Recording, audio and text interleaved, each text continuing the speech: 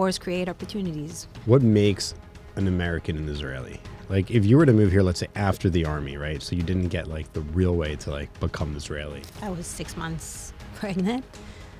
My dad called me. He was like, "You're not only responsible for yourself. You're not doing this." Let's be controversial. Should we be supporting them, given that they're voting with Iran and China and Russia against Israel? It depends who. I mean, they've been against even us defending ourselves against Hamas. And You know what happened here in April and in November and all of the Iranian attacks? It's not a joke. The fact that we had incepted 99% of what was coming, it's unbelievable. F-16 or an F-35 in order to shoot down a $90 improvised drone. welcome to the episode of Israel Tech. Before I start with my special guest today, I'm going to request from you to follow, like, and subscribe. Yeah, I know it's cliche and a lot of people ask it, but the reason is because what we're doing here, we're revolutionizing the future of media. We're bringing Israeli technology to you, where you like to spend your time, in your convenience, in your feed. So the best way for this to reach more people and for us to have a more positive impact and sharing the stories of the Israeli tech ecosystem, please make sure you share this content and continue following with us. Today, I'm very excited to have with us Lital Leshem. Lital, I would like to introduce you, but your story is far more interesting than anything I can say. Who are you and why am I talking to you? I'm actually an American Israeli. I'm much more Israeli than American, as you can hear, obviously. What is it like for an American to be in Israel? Like, what are your greatest challenges? What do you find the most annoying? Oh, wow. Well, that's a hard question. I came back after 7 years in Manhattan about 2 years ago. It took me I want to say 3 months to settle it back in. And again, as I mentioned, that's fast. I'm very Israeli in my character. But after living in the U.S. for a while, it was hard to come back. Also, in different, it's like a different era. It was post-COVID or right through COVID. So a lot has changed in the dynamics in Israel. What makes an American an Israeli? Like, if you were to move here, let's say after the army, right? So you didn't get like the real way to like become Israeli. Now you need to ask the question the other way around. What makes an Israeli an American? Okay. Let's go with that one. Because again, I'm very, very Israeli. I mean, the American was it was part of my story. I mean, as a child, my dad was stationed at the Army War College. Both of my parents are military, so I'm a military brat. Grew up in Beirut. Which you're probably familiar with. But my dad was stationed at the Army War College in Carlisle, Pennsylvania. So as a child, I got to have the American dream experience through 2nd to 4th grade. So I always wanted to come back. I remember that as, again, a very positive experience. I did come back later on, but I was, again, an Israeli growing up in Beirut that moved to the U.S. and had 3 years in elementary school. So that made it very American with the language, with the culture. I got to really get experience the American culture back then, which was great. Yeah, people say I'm more Israeli than most Israelis. A lot of Israelis will tell me that. They say, I don't hear the word no. I always like the hard things. I'll argue with anyone. I'll tell strangers on the street my opinion. Yeah, that's very Israeli. I'm very much that kind of person. It makes my wife melt because she's the exact opposite of me in all of those ways. She's American? Yeah, I know her from Philly. Okay. Yeah, her dad's still there, and that's why we both grew up in Philly. Well, that's a great combination, living here in Israel. I think so. We'll find out. Let's see what my kids say when we're older. I'll let them judge. Yep. But let's talk about you. Far more interesting. So you're leading a Protego. What is this? I mean, right? So you got a military family background, right, in the States. Yeah, so except of my parents who had, at the house, we spent most of our lives in between army bases, like for Saturdays or for weekends or for holidays. So it was very much embedded in my childhood, and I wanted to get to the army as soon as possible. I mean, it was something that I really looked forward to. And at the age of 18, I started my 12 years in the different systems in Israel. So I did 7 years in the IDF, most of them in the Southern Command as an operational officer in the Gaza Strip Brigade. What does that mean? That means that I grew up in the command and operational path in the military. All of it was infantry. And I was stationed in the Gaza Strip Brigade. So when I finished my training, that's where I was stationed. So most of my service was there.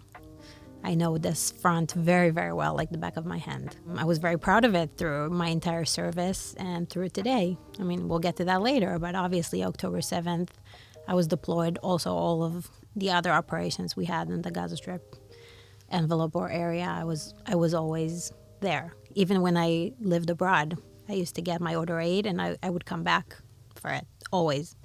So again, it's a very crucial part of my life, if you wish. It defined who I am today. I know you don't live in that area now. Would you ever consider living in the Negev out near the Gaza envelope? Never crossed my mind. Just because in what I do in my life today, it doesn't have any, I don't do agriculture or things that are more connected to the roots of the land and that geographical area of Israel. But I'm very much connected in terms of values and to the roots of this part of the country. So you were, though, involved during October 7th, you were there on the ground, right? Yeah. Saturday morning, I was already, by 9 a.m., I got to the... Well, where did you sleep that night? There. There, okay, yeah. On base? Yeah, on base, on the Southern Command base. So not in the Gaza Strip Brigade, but in the command, which is in Beersheba. And so walk us through what happened that day from your experience. So I landed back from New York, actually, on Friday morning. I came back from a business trip. Wow. Yeah, 2 weeks business trip. Saturday morning, my business partner called me because she had alarms in Herzliya. And she immediately called me to ask me if I'm aware of what's happening. I looked through my phone. I had a lot of notifications through all the different groups on WhatsApp and all the platforms. I scrolled through them pretty quickly, saw that my reservists WhatsApp group was very active. Scrolled down, saw that everybody were asked to get in immediately, no matter where you are and what you do, just move yourself to the south. I jumped out of bed. I told my husband, something's going on. It looks different. My husband is also from the Air Force, so he looked at his phone. We both understood that this is not a usual drill. I got on my uniform. Everybody were yelling at me that I'm not going anywhere. I was 6 months pregnant. My dad called me. He was like, "You're not only responsible for yourself. You're not doing this." I just wanted to get there and understand by myself what was happening. By the way, I was sure there was a cyber attack. I didn't believe anything I saw, read, or went through. It was all fake. Right. Again, this is like my second home. I looked at it and I said, there is no way that this is true. Like one of the notifications were that Nacharoz was conquered. Mm-hmm. Like right. You thought it was propaganda, right? Yeah, propaganda. That's not possible. Anyway, me and my husband drove down south. Luckily, we didn't go to the Gaza Strip Brigade. We went straight to Beersheba. And by 9 a.m. in the morning, I was already at the Central War Room there just to find out that it wasn't even a fraction of what I thought. And everything was much, much worse. What was the energy like in that room? Oh, very, very tense. Tense and a lot of uncertainties. Like there were a lot of missing parts. Mm-hmm. And, it was nothing. We were like 3 hours into what was happening. Nobody knew anything. The chain of command did not work at all. Like the parts of information that kept flowing in showed different scenarios, different pictures. You couldn't really capture what was happening. It was a disaster. Mm-hmm. Do you think the military has fixed these things since? I think the military is improving, always learning as much as we can. I do believe that the changes that are happening today are much more dramatic or drastic. Not only because of how the military functioned on October 7th, which is obviously the biggest motivation to change things, but because of everything that is going on worldwide. Everything has changed. We don't fight wars like we used to anymore. When did that change? Was there like a moment where you think kind of like... It's not a moment. It's more the involvement of things. I think it started with Russia-Ukraine war, which, by the way, we had a lot to learn from there. What were the learnings as Israelis, right? Well, everything that has to do with unmanned. Yeah, it's the first drone war. Yeah, everything that has to do with improvised warfare, if you wish. Mm-hmm. You know, one of the biggest places that hurt us through our conflict in the north mainly, also in the south, but in the north mainly were improvised drones, which they would buy in AliExpress for $90. put some weapons on them or weaponize them in some sort of way with a grenade or whatever, send it our way, it would be hard for us to recognize them. It would be harder for us to shoot it down. And then when you need to pick up a F-16 or an F-35 in order to shoot down a $90 improvised drone, it's not cost efficient. To say the least, yeah. Let me tell you about our partners, wadidigital.com, the technology marketing agency. If you're a startup or a tech company that needs marketing help, bring in leads that actually convert into opportunities, then this is your real partner. They even help us and many other technology companies with advertising, SEO, social media, influencer marketing, and video editing, just like they do for us here at Israel Tech. So what are you waiting for? Take your marketing to the next level and reach out to Wadi Digital. And now back to the show. So I guess, Israel's developing the Iron Beam, so expecting to come out then to 2025. All right. How much of a game changer will this be? Well, it depends to who, because Israel is a leading player in everything that has to do with air defense. You know what happened here in April and in November and all of the Iranian attacks. It's not a joke. The fact that we had incepted 99% of what was coming, it's unbelievable. It's unheard of. Europe, which is going to front a lot of those conflicts or a lot of those threats that Israel is dealing with today.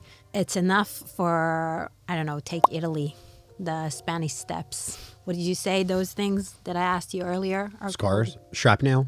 Yeah. Something that will, touch a bit of the Spanish stairs in Italy and hurt it. What do?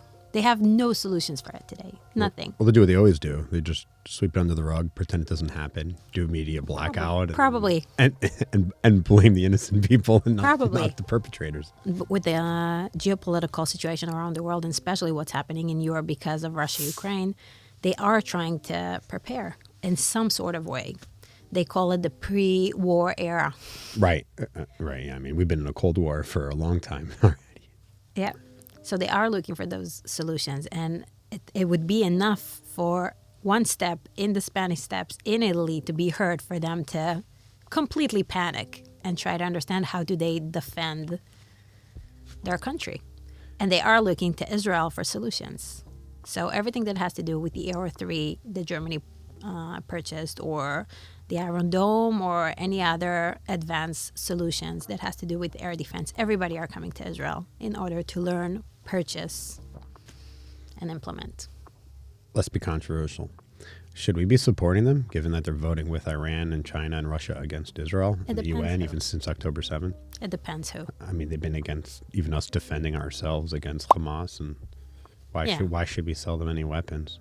Again, out of the 32 NATO countries, we won't work with everybody. We won't sell to everybody. Obviously, we would be much more kind to who's ever supporting us much more. Germany, for example, is one of those countries. Mm-hmm. And again, for their defense, they're coming to us. They're learning. They're sending delegations here. I was just present at the Munich Security Conference. Oh, yeah, nice. It was unbelievable. Were you there when J.D. Vance spoke?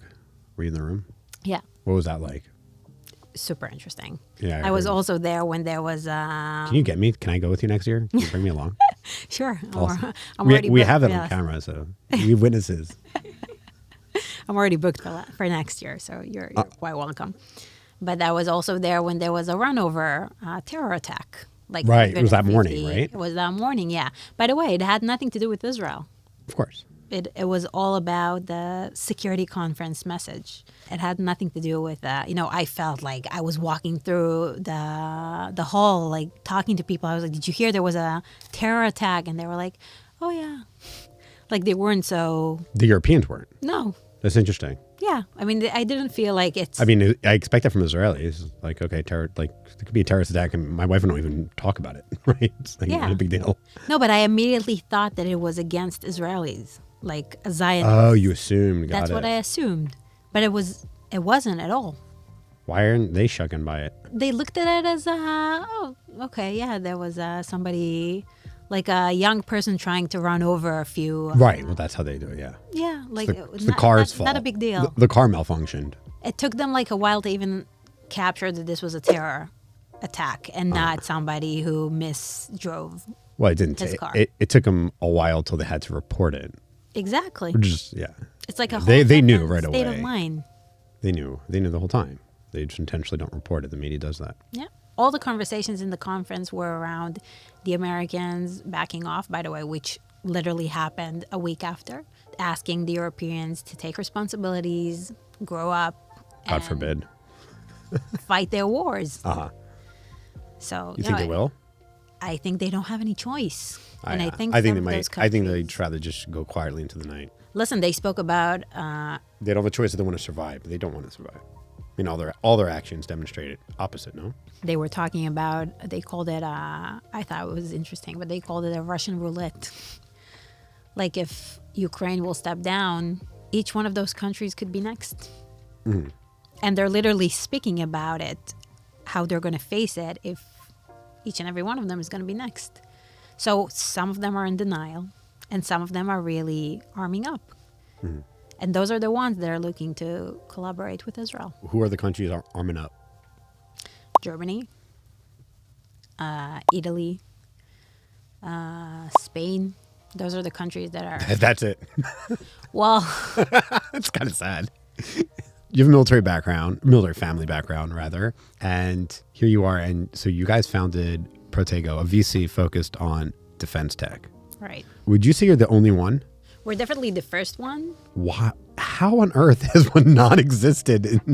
Just the fact being a tech hub, let alone Israel. How do we have, we have a focus on everything. How did this get neglected? Also, Israel was also a high standard in the defense tech industry. Always. Right. It's just that the defense tech industry and the VC world, the venture capital, did not meet ever. Just because the defense industry is kind of like an old industry, heavy industry, regulated, has a lot of government Hard to make money. obstacles, long sales cycles. They'll probably get out of the military and go to work in tech. It could be fintech, it could be insurtech, it could be supply chain, it could be cyber, a lot of cyber, obviously. But defense tech is super regulated. It was controlled by the three primes for a very long time. You want to share what that is?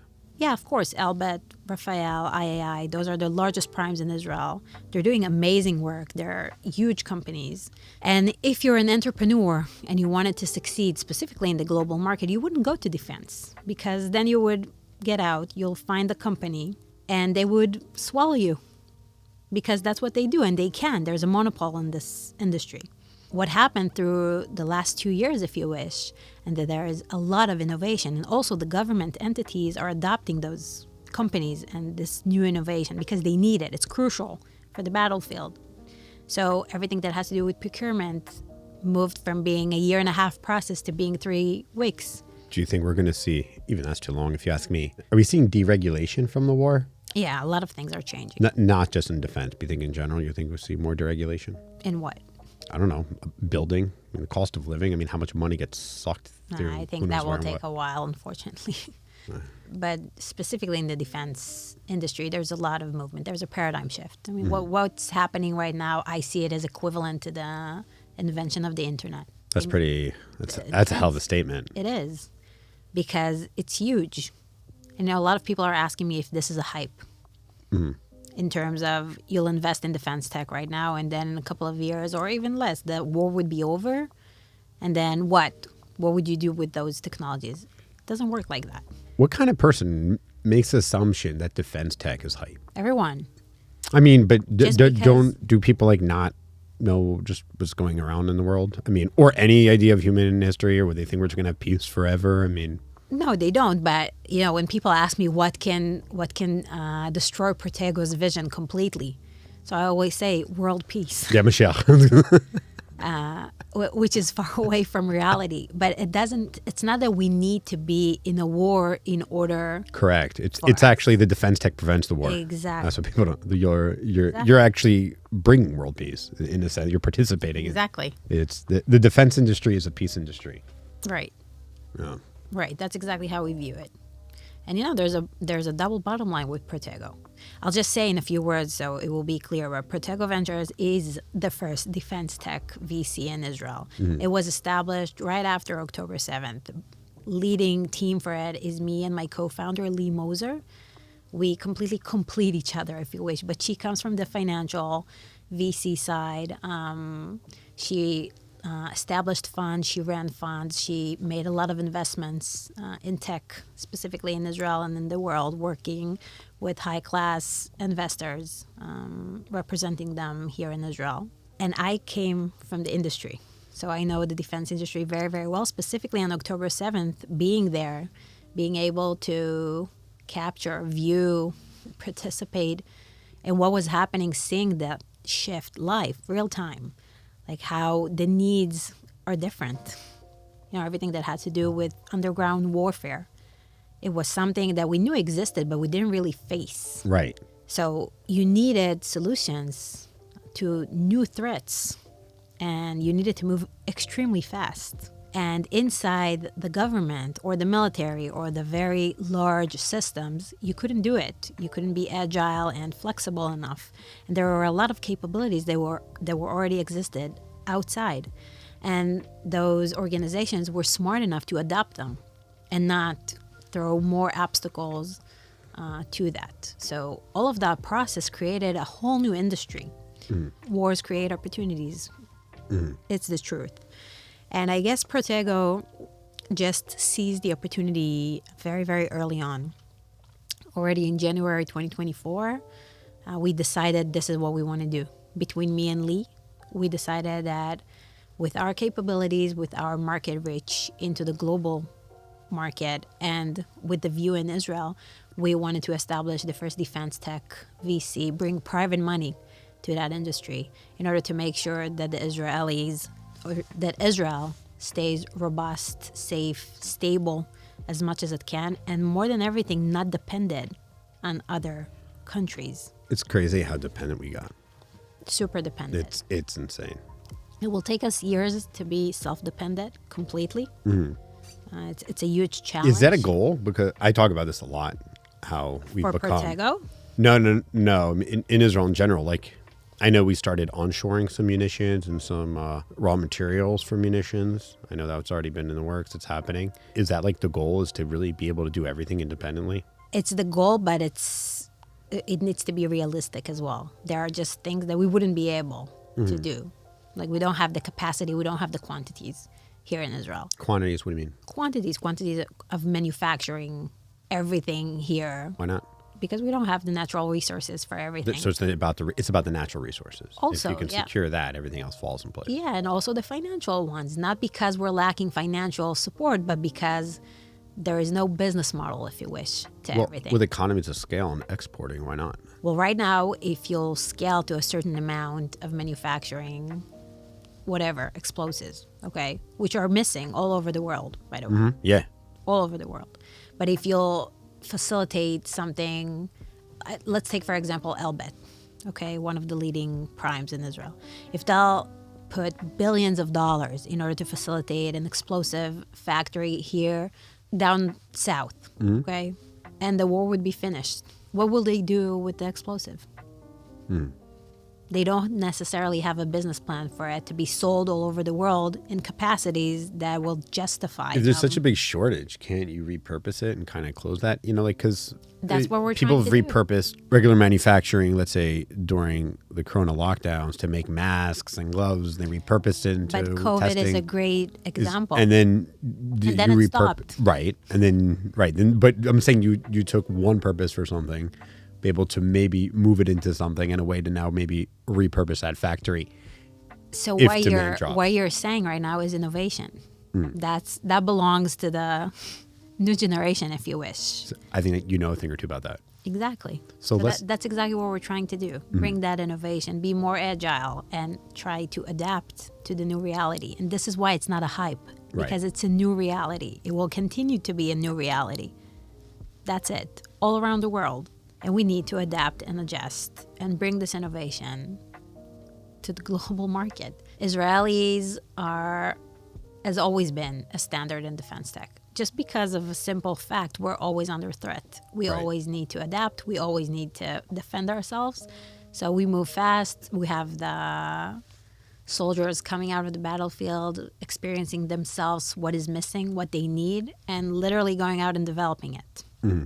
This is where Protego wants to be. We want to invest in those companies, help them grow, obviously in Israel, and then help them scale and penetrate the U.S. market, which is 60% out of the global defense market. This is where they want to really grow. Mm. You said that the big changes, one of them are drones. How far do you think they'll replace jet planes, fighter jets? Do you think fighter jets are going to go autonomous soon? I mean, I'm assuming it's inevitable, right? It's inevitable. The question is like, why do I feel like it's going to happen much longer than I feel like it should? I feel like that should be something that should be like deployable in 2 years. Am I wrong? One of our board advisors is Tal Kalman, who just joined our team. He's an F-35. Thank you. He's an F-35 combat pilot. For years, he commanded 2 or 3 squadrons. He was a head of planning for the IDF. His background is incredible. He also led the division for Iran, the planning division for everything that has to do with the Iran planning. So he knows his way around the Middle East conflicts in all terms of angles.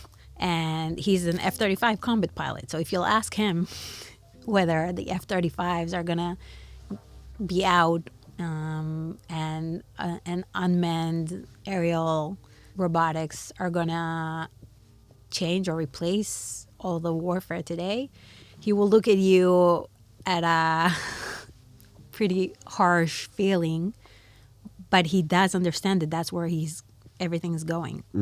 Obviously, we want to defend our soldiers. We would like to send robotics, unmanned, everything that has to do with non-human into the field first in order to get the threats to be less or be less vulnerable as humans. So this is where everything is going. If you saw the very famous footage after Sinwar's house was bombed, so there was a drone that got in the house and did a full scan around the house to see that there are no booby traps or whatever. That was the first company we invested in. Oh, wow. So wait, what was that company? Extend. Tell us about Extend. So Extend is a company that basically developed an operating system based on AI for robotics, for all kinds of robots.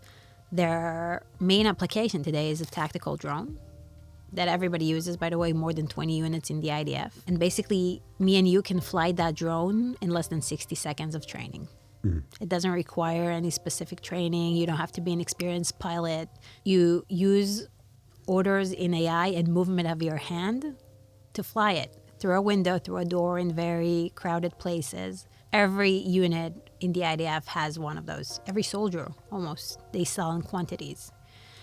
And by the way, their drone is like a DJI, which is forbidden, if you wish. But it's one of the best ones. Like, everybody uses it. There's no more manufacturing. Exactly. In the Russia-Ukraine war, both sides are using that. They just have different suppliers. It's amazing, right? It is. It goes to show the manufacturing problem that we're having. We keep making excuses about economics. Exactly. China will have all the manufacturing. Israel won't. Even America doesn't. I mean, and look at their size and what they spend on defense. Correct. So Extend are replacing those DJIs. They manufacture their drones themselves. They actually, they do it in Lithuania and a bit in Israel. And they're opening a U.S. facility right now. Because they just won a tender of $8.8 million directly to the DoD. That's awesome. Super Congratulations. Awesome. And the company is growing tremendously.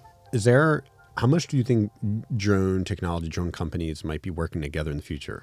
Because there's the giant Anduril. Right. Right, that's doing amazing work. And so, like, how does that fit in? Do they see them more as a competitor or kind of like, in a way, like they're carving the way for the West to get into the drone war? Or I think they're carving the way, and also there's a lot of potential for collaborations there because there are so many capabilities. Anduril can easily purchase Extend or do an M&A with a company like Extend. I see those huge companies as the exit strategy for smaller companies. Will they help other companies grow, you think? Kind of like NVIDIA here in Israel. I mean, yes, they acquire some big companies and they're the exit. but also they play like a big part in the ecosystem, just like Google for startups where we're sitting now. Right. So they can play an interesting part. It's interesting to see how it unfolds. What I find fascinating about the fighter jets are obviously going autonomous is that pilots are considered very revered, extensive amount of training. Their value is huge, away from their families, living on base, extremely intelligent, physically fit. Everything about them is like cream of the crop. And now it's replaced with like a young boy in Xbox controller sitting somewhere. And he's now going to be a fighter jet pilot. It's just... Yeah. Yeah. So for you watching at home, there's hope. There's hope for you. There is. There is. So what are you guys trying to do going forward? So, right, you're brand new. You just did your first investment. First, like, how do you first get the funds together, right? Tell us a little bit about like your LPs, how you're able to secure funds. Tell us about your deal flow. My assumption is probably easy given we're at war and you're the first defense tech company. Tell us about kind of your business model. How are you able to first secure funding investment? Where do you go? What do you tap into? So right when the war started, then Lee, as I mentioned, my partner, she was one of the founders for Brothers and Sisters for Israel. So she was very much involved with everything that had to do with the philanthropical side and the civilian aid organization. And obviously she came from the venture capital world, so she knew a lot of LPs that we were involved in for the past couple of years prior to the war. And 3 weeks into the war, a lot of them called us, kind of like trying to figure out what was happening. The media did not do a good job, to say the least. And they basically told us to come, like just come to the U.S. We'll host you. We want you to speak to people. We want to hear firsthand what was happening. They were thirsty for information. And as I mentioned, I was in the Gaza Strip Brigade. She was here in the Expo Center, leveraging everything that has to do with building kindergartens and helping people survive what was happening. And we've decided to go. And we got on a plane. We had another survival from Nirim that joined us. And basically we went to 14 days, 4 to 5 events a day. All of them were hosted by our friends, communities, LPs who literally just wanted to hear what was happening. And we spoke to so many people. And, I could say that the combination of everybody combined people who wanted to do good for Israel. Some of them wanted to come here physically, pick cherries and renovate houses, like help physically as much as they can, more of the young people. Some of them wanted to donate money to different causes. And the third part of them wanted to think more strategically about the future of Israel and how are we going forward being more resilient and more self-dependent. And through all of that, all of those conversations and insight that flew in those different rooms, we felt like it's the right time to navigate this capital into the defense industry in terms of tech, also helping the financial landscape in Israel be very stable going forward, and also navigating this capital into a real mission of defense tech in the battlefield. What does stable look like? Like, how do you envision it? So stable is when something like October 7th happened, God forbid. We have the resources, we are ready, we have the innovation in order to react accordingly. We don't need to start looking for anything outside of Israel. We have everything here in-house. And in order for that to happen, we have to invest in defense tech today. And there are so many new companies that are emerging, so much tech that is developed with real needs today, not later in years or so. Today, things that we need today and that actually exist. We have the capabilities to do that. They just need to be infused with the right amount of capital. What are the things that capital you think can uniquely solve when it comes to defense? Everything. It's just that the defense landscape. What are you looking at? What are you looking at the most? Like, get specific. We all know it's changing. We all know it's changed since Russia, Ukraine. We know things are going autonomous.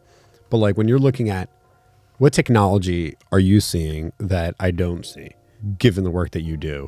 What are you most excited about? Or you think is probably the most underrated technologies in defense tech, or that we should be that's coming out, we should be excited about? There's a lot of companies that have been working at the civilian side that are not pivoting into the defense industry.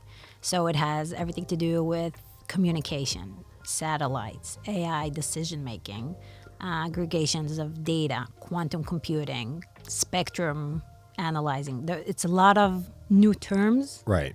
That has a lot to do with the current battlefield.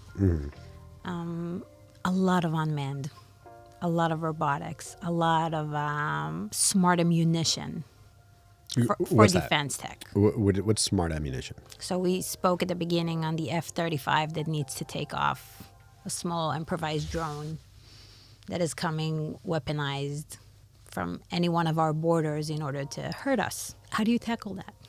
So many new solutions in order for us to be able to take it down without getting an F-35 up in the air. Mm-hmm. Those kind of solutions. Well, you think Iron Beam will be able to take care of that? They're trying to get there. It's not easy. It's small. It moves very, very fast. You need to be super smart in order to recognize it. That's the hardest part, right? Is the radar. That's the hardest part. That's what people, The radar, the radar, all of it. You need to recognize it, and then you need to shoot it down. Yeah, well, if we hit the source, we won't have to worry about shooting it down. That would be ideal. Go to the source. So when you're looking at technologies, how is it different? Do you have a different eye than, let's say, a VC is doing cybersecurity investing? How do you analyze that you think it can bring your investors a profit? Like, what are you looking at? Because there's all kinds of other cyber and even other things out of the military that there are many startups that are being used in the private sector and for civilian use, let's say. Do you look at things differently, or is it kind of more or less the same? Hey, we're looking at these technologies coming out of the Army and someone starting a startup for it, and it's the same old, what is the commercial applications for this? What's the scalability? What are the margins? What's the go-to-market? Did you treat it the same? Are you like more or less any others when it comes to? No, we're not any others because... Of course, no one thinks they're any other. No, I mean, we're not in... There are a lot of VCs that are bringing like industry experts in order to lead their defense deal flow. Because obviously there are VC people, they have their own processes and they've been working in a certain way for a long time evaluating companies. Now they need a special expert in order to be able to view defense companies. In Protego, the entire team is validated only for that. So they're all experts. There isn't one expert in defense. For example, we just hired a new CTO for the fund, which is not usual. The CTO comes from the military. He had 35 years experience. He led the digital transformation for the IDF. He built the cyber planning for the IDF. He's been working with the industry since he left the Army, which is 3.5 years. He's been working with ELTA, Rafael, IAI, been advising them. He knows exactly what the gaps are, what they need. He's obviously a tech genius. He's considered to be one of the top 5 in the military. So he has the right expertise in order to view those companies. In terms of access, we're partnering with everyone. In terms of every company that is knocking on our door today, and the fact that we're the first movers and the first VC gives us leverage because they are coming to us. They know we exist. We're different from everybody else, so they want to work with us. We're strategic. So we're literally meeting everyone to learn by ourselves. And this is a new market, like this new capital or the private market that is coming to the defense industry. It's completely new. So we're learning as we go. We're working with the Israeli DARPA. We're working with Rafael, with Elbet, with IAI. We want to be able to go under the stretcher, all of us together, and do good for Israel. And again, this is not a philanthropical organization. It has return on investment. This is a financial vehicle. We believe it's going to do very well on the financial returns. But we are the first movers. So for your question, how did we raise money? After we went to the U.S. and had those discussions, we understood that this is our mission, that this is what we want to establish. And once we had that idea, we were lucky enough to meet the right partners or the right backers, which is a very large institutional private equity out of California. which decided to support us and anchor us from their own family offices. Wow. So Who was it? basically, their name is Aries Management, and each one of them has their own family office. And basically, they've decided to anchor us with a couple of tens of millions of dollars. On top of that, we raised an additional 70 already. That's amazing. What's the minimum? The minimum ticket is $1 million, and the appetite is high. So for your question, how hard it is hard. It's always hard to raise money. But we are feeling that because of the momentum, because of the timing, because of the larger mission for Protego and the double bottom line, and the fact that is not only going to make money, but it's going to do good for Israel and to the world eventually. So we feel like this is the right timing to do so, and it's also showing its fruits. Yeah, you guys are doing amazing work. Kol hakavod. When you guys are growth stage, Right. so I don't know where I was reading this, but they talked about the challenges with defense tech. No, it was deep tech, but I think it's relevant. That it's very hard to get early stage investing that's not like supported or backed by the government, because it's so long until you see an ROI, and it's so expensive to the production or manufacturing. Correct. It's not like cyber. It's not like all the software companies Correct. that are here. Who are the players other than the Israel Innovation Authority? How are they getting off the ground? How do they get to you?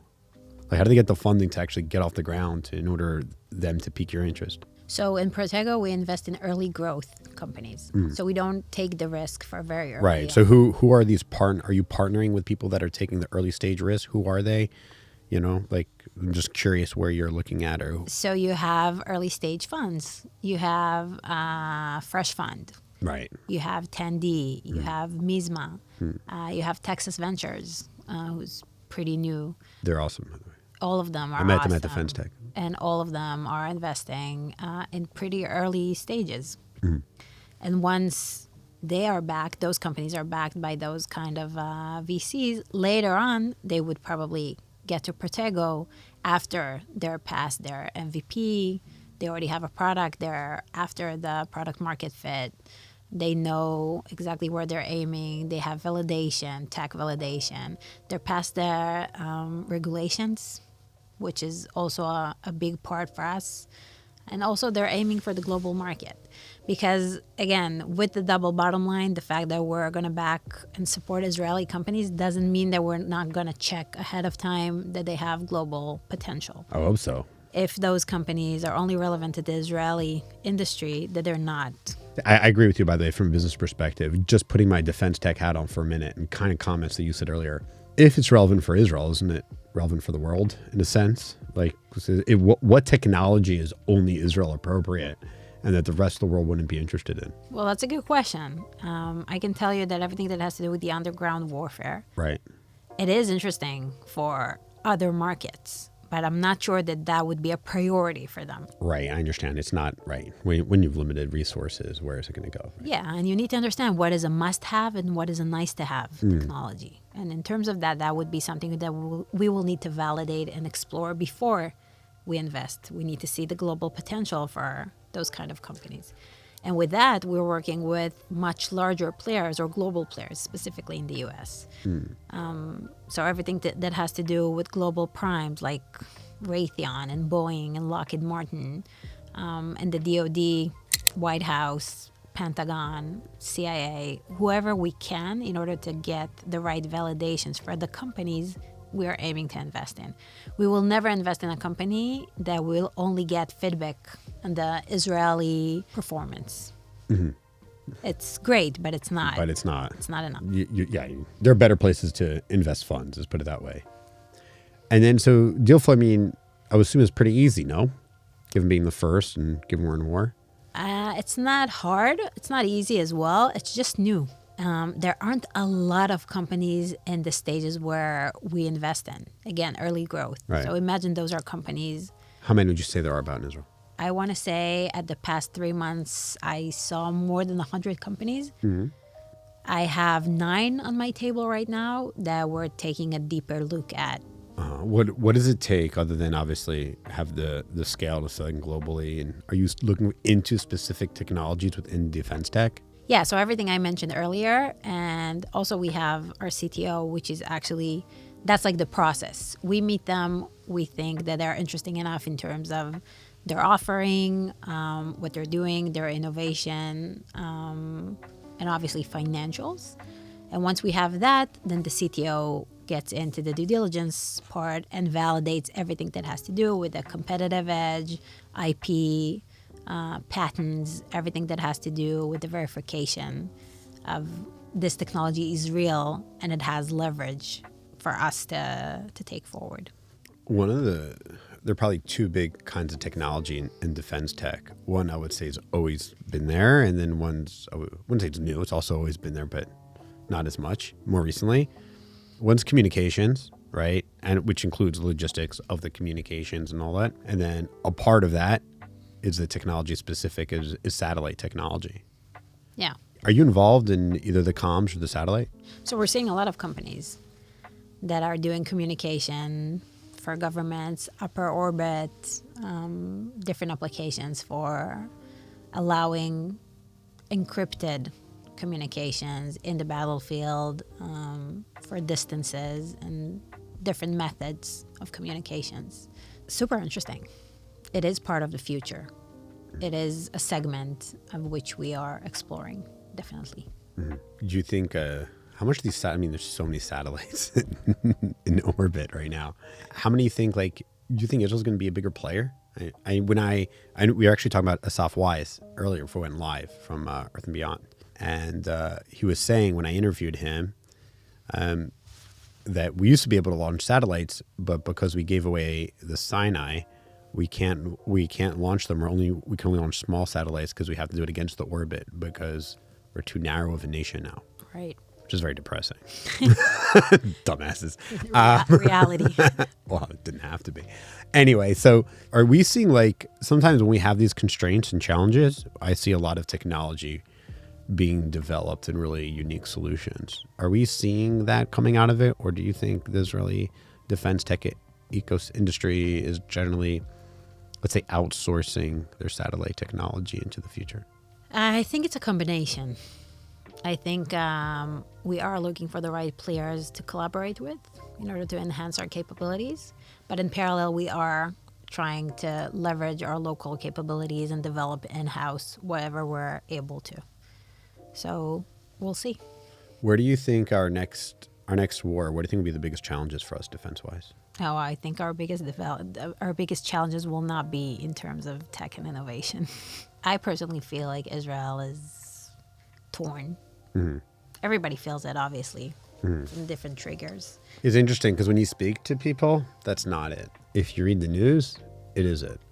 I'm just saying, you can speak to someone that disagrees with you politically. There isn't of that, right? You got people in your family, your neighbors that have all kinds of different opinions. I have one neighbor who's yelling at the TV that Bibi is king, and I have another neighbor who's yelling at the TV that Bibi's Satan. And it's just, yeah. And I'm just you're only yelling because you're watching TV. You should know, just shut off the TV. They're all trying to get you angry. I don't know. I feel because in person, I don't get those vibes at all. I feel like it's all. I think it's a matter of trust. Trust in what? Trust in the system. Mm-hmm. So the system's broken. What do you mean? There's a lot of things in the system that need to be repaired. And the main one is the trust. What do you mean? What? Between who? Between the trust between what and the people? What do you mean by the trust system? Between the people, the government, the military, everybody that had a hand in everything that is happening. Right. There's no interest in reform. Doesn't seem so. Yeah, it doesn't seem so either. I would like to end, but I can't because it's way too negative. So, the good news is, you think the next war, our biggest challenge is probably going to be, actually, as you're saying, it's an information war. Yeah. Really. And it's a propaganda war. It is. To divide us against each other. Yeah, people should know that. Wherever you're reading your news, just stop. Because it's always negative for you to hate. It's funny, the media makes you hate people that are closer to you than your enemies, right? I think we need to deliver the message of what's happening here better to the world. Well, that's what Israel Tech is for. I know. And that's what Protego is for. This is why I'm here. Lital, thank you so much for being on Israel Tech. Let's continue to have a positive impact and have stronger communication. Thank you.